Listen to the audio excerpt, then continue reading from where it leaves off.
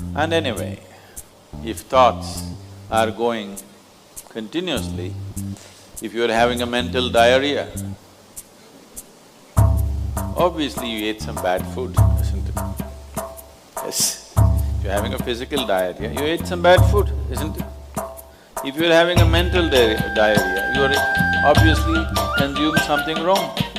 What this wrong thing could be?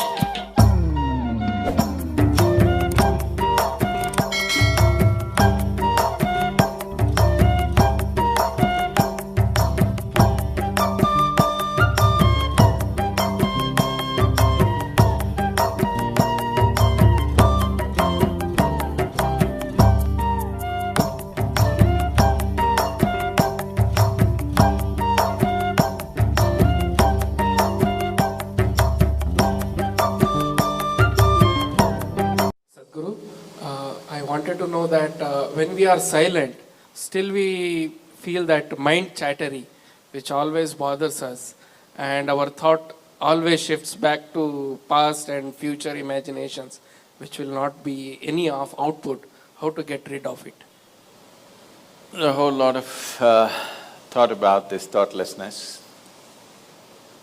Thoughtlessness, no mind, these kinds of terms have been propagated all over the place, and these terms have been badly misunderstood and made into all kinds of things, and people are striving how to stop my mind. It took millions of years of evolution to get a mind of this kind of capability, isn't it? Millions of years of tremendous amount of nature's work that today you have a mind of this kind of scope. And now you want to stop it. Why is it that you want to stop it?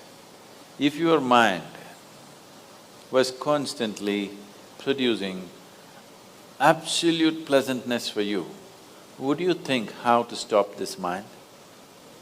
Would you? No. It's producing a lot of unpleasantness. That's why you're thinking of how to stop the mind. This is the first thing, wherever you go in the world, this has gone so much into people's mind. If you tell them you meditate, they say, "But Sadhguru, I'm not able to stop my mind."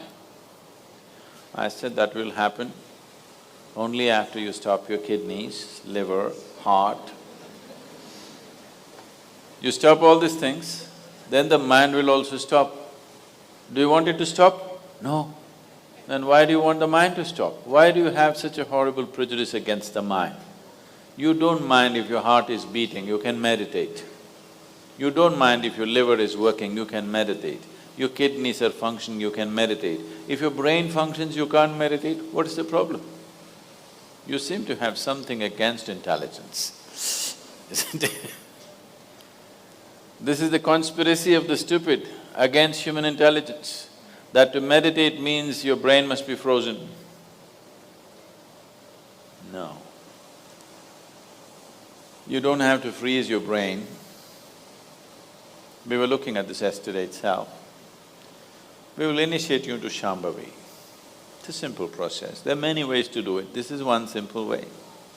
But it's a powerful process.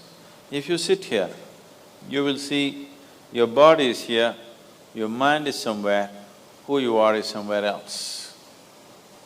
Once there is a space between you and the mind, then what the mind is not doing, what the mind is doing is not even an issue.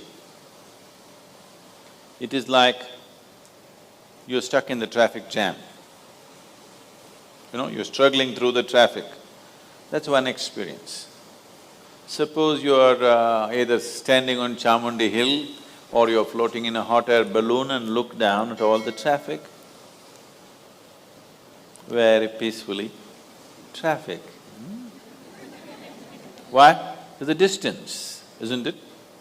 When you're in it, traffic is a different experience. From really high up there, sitting in a hot air balloon, you look down, you can't even hear the sounds. Looks wonderful, traffic, isn't it? Yes or no? Because there's a distance. So once there's a distance between you and your mind's activity, mind is not a problem. Mind is a miracle, it is not a problem. And anyway, if thoughts are going continuously, if you're having a mental diarrhea, obviously you ate some bad food, isn't it? Yes. If you're having a physical diarrhea, you ate some bad food, isn't it? If you're having a mental diarrhea, you are obviously consumed something wrong. What this wrong thing could be is, the moment you identify yourself with something that you're not, then you're finished. Your mind is a continuous runs. There is no other way. Do what you want, try as hard as you want, it is not going to stop. If you do not identify yourself with anything that you are not, you know how to be with everything, you know how to use everything, but you're not identified with it, then you will see if you sit here, simply mind will be like this. If you want to use it, you can use it, otherwise it'll be like this. Right now your hands are like this, or you're holding it tied up because it'll go all over, is it? No. You can keep it like this. You can keep it like this, you can keep it like this. When you want to use it, you can use it. So it's a useful instrument. Suppose your hands become like this. You know, some people have become like this. Yes or no?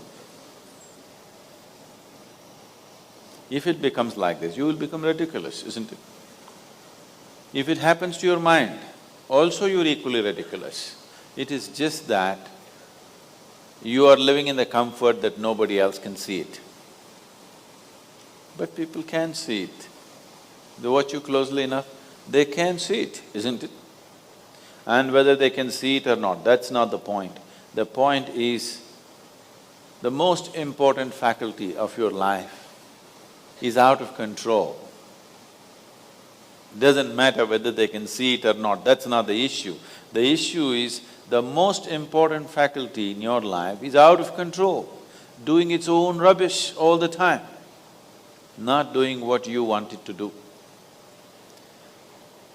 So, if you have to be freed from this ailment, you should stop eating bad food. Wrong food or bad food means you're identifying yourself with things that you're not. If you sit here, if you're not identified with this and with this, then you will see everything is just fine. Then your mind will do what you want it to do. Otherwise, it will simply hang there, and that's how it should be. Mind should not be telling its own stories all the time. It should tell the story that you want it to tell, isn't it? Otherwise, it's quite a nuisance.